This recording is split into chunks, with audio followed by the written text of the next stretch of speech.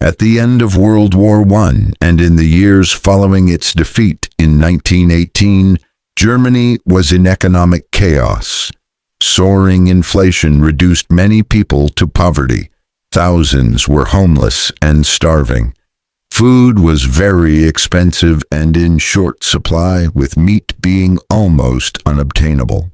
So when Fritz Haarmann began selling appetizing, fresh meat at cut price on the black market in Hanover, there were many who were only too eager to buy. Little did they know what flesh it really was that they were buying. Fritz Haarmann was born in Hanover, Germany, on October 25, 1879. The family in which Fritz was the sixth child was not a happy one. His father, a morose, former railroad fireman, was known as Sulky Ola to his colleagues. His mother was an invalid. Young Fritz was her pet, and he grew up estranged from his father, preferring to dress in girls' clothes, playing with dolls, and avoiding the company of other boys. Nevertheless, he was sent off to military school at the age of 16, probably because his father hoped that it would make a man of him. But after a few months, Haarmann was sent home to Hanover, having displayed signs of epilepsy. The following year, he was charged with sexually molesting young children. However, at a psychological examination, it was decided that he was unfit to stand trial, and he was committed to a mental institution for observation. He escaped from the institution after 6 months and crossed the border into Switzerland. There he found work and became engaged to a local girl.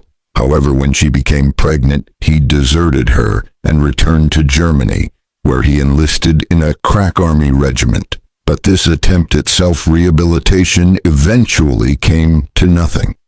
After a few months, in 1913, he was honorably discharged on health grounds and granted a full military pension. Back home, Haarmann successfully avoided his father's efforts to have him declared insane. Instead, he took to a life of petty crime.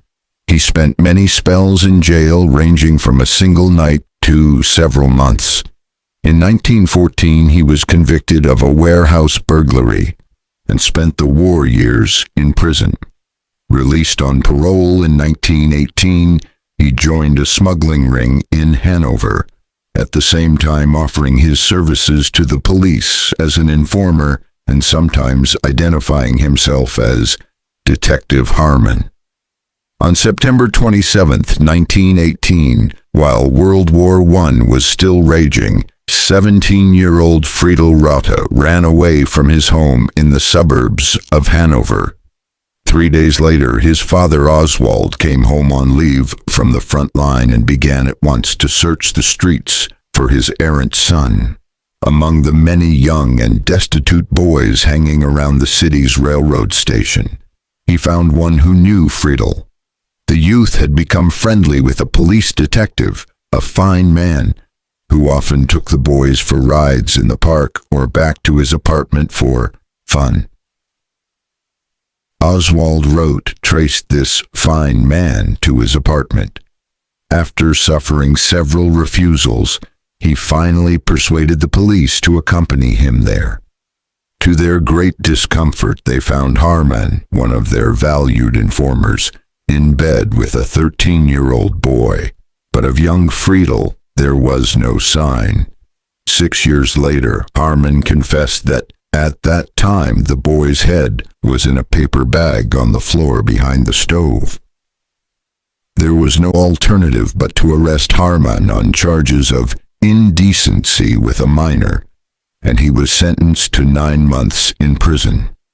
While in prison, he met up with Hans Gans, 24, a homosexual pimp.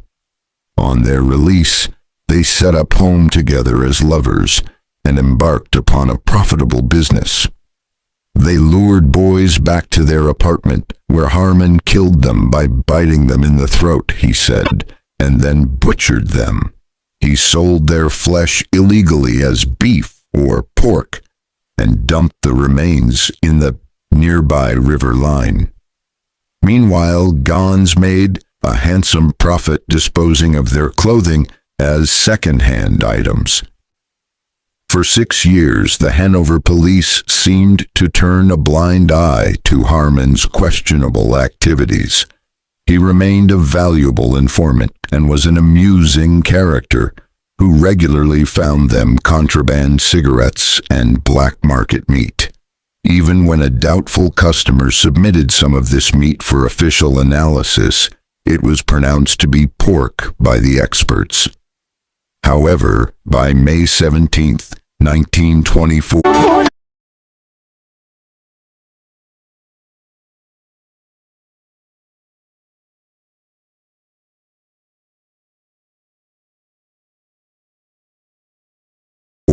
the Hamburg police were forced to open an investigation that was to end Haarmann's gruesome career.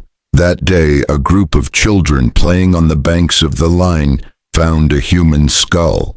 2 weeks later, a skull of a young boy was discovered several hundred yards further down the bank. Then, on June 13th, 2 more were pulled from the mud.